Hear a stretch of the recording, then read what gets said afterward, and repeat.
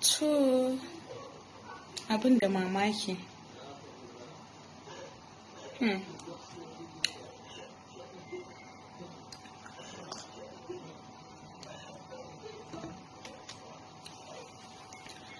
Wai me yasa idan okay, let me just go straight to the point.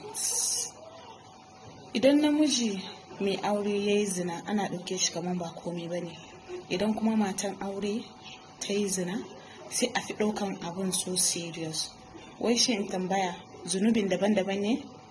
I want to know. I just really want to know. Saboda zamanin abin ne yana ɗaure min kaina.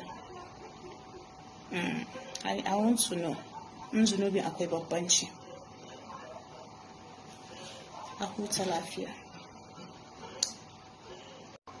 Ba abin da ya kai soyayya daɗi. Maza me yasa kuka ɓata mana soyayya? Maza yes. Maza kun ɓata soyayya. Soyayya yanzu ta zama ta yaudara. Ta zama dai gashi abin da ta zama. Why maza? Maza me yasa kuka mana haka? Mu mata idan mun ce muna son mutum muna son mutum. Sannan muna da rike amana.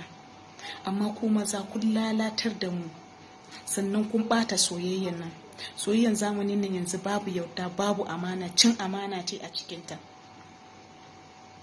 Babban kuskuren da mace za ta yi ma shine ta aure namijin da he's not ready for her. Kawai da shi dai ka zama wani namijin, you just want to get married. Sannan ma ya buɗe sabon shafi na iskanci. Kai. This thing is really, really, really, really annoying me. Maza kun ɓata soyayya.